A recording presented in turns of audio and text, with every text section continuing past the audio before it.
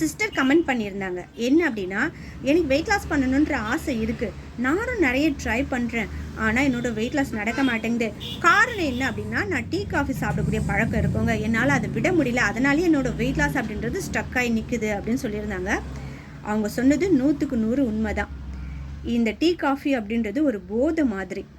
அதனால நமக்கு எந்த ஒரு பயனும் இல்லைனாலும் அதை குடித்தாதான் நமக்கு எனர்ஜி வரதா ஒரு சிலர் தவறாக நினச்சிட்ருக்கீங்க.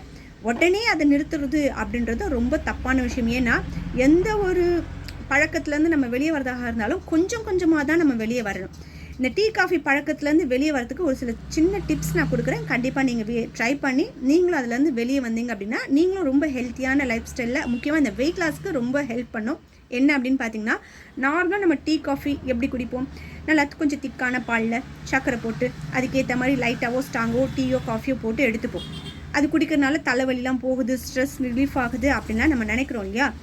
அதில் ஃபஸ்ட்டு நம்ம செய்யக்கூடிய விஷயம், அந்த பாலில் தண்ணி அப்படின்றது இன்னும் கொஞ்சம் அதிகமாக்குங்க. அதோட சுவையை கொஞ்சம் கம்மி பண்ணுங்கள். வெள்ளை சர்க்கரையை அவாய்ட் பண்ணிவிட்டு அதுக்கு பதில் நாட்டு சர்க்கரை, பனக்கற்கண்டு, வெல்லம் இதெல்லாம் சேர்த்து நீங்கள் சாப்பிடும்போது அந்த டீ காஃபியோட டேஸ்ட் மாறும். அப்போ என்ன ஆகும் அப்படின்னா, நம்ம இவ்வளோ நாள் குடிச்சிட்டு இருந்த விஷயம் இப்போ அந்த டேஸ்ட் மாறும்பொழுது ஒரு சிலருக்கு அது பிடிக்காது. அதுலேருந்தே அதை கொஞ்சம் கொஞ்சமாக விடணும் அப்படின்ற எண்ணம் அவங்க மனசுக்குள்ளே தோணும்.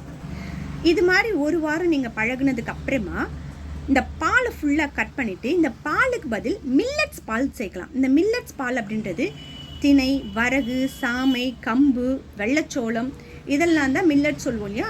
இதில் ஏதாவது ஒரு மில்லட்ஸை மின்னாள் நைட்டு நல்லா 2 கைப்பிடி இருக்க மாதிரி எடுத்து வாஷ் பண்ணிவிட்டு தண்ணியில் ஊற வச்சு மறுநாள் காலையில் அதை அரைச்சி அதில் வருது பார்த்திங்களா அந்த பால், அந்த பாலில் நீங்கள் டீயோ காஃபியோ நார்மலாக எப்போ போல் போட்டு எடுத்துக்கலாம். அதுலேயும் நீங்கள் வெள்ளை சக்கரை சேர்க்கக்கூடாது, நாட்டு சக்கரை, பனக்கற்கண்டு, வெல்லம் அது மாதிரி சேர்த்து ஒரு டீயோ காஃபியோ நீங்கள் எடுத்துக்கும் பொழுது உங்களோட அந்த டீ காஃபி நார்மலாக நீங்கள் டீ காஃபி சாப்பிட்றீங்கன்னு பார்த்தீங்களா, அந்த பழக்கத்துலேருந்து நீங்கள் வெளியே வர்றதுக்கு இது ரொம்ப ஹெல்ப் பண்ணும். இப்போ ஒரு சில சிஸ்டர் கேட்கணும்னு நினைப்பீங்க, நார்மலாக நம்ம டீ காஃபி சாப்பிடுவோம் இல்லையா, அதோட டேஸ்ட்டுக்கும் இந்த மில்லட்ஸ் பாலில் செய்யக்கூடிய இந்த டீ காஃபியோ டேஸ்ட்டுக்கும் ஏதாவது வேறுபடுமா சிஸ்டர், குடிக்க முடியுமா அப்படின்லாம் உங்களுக்கு கேட்கணும்னு தோணும்.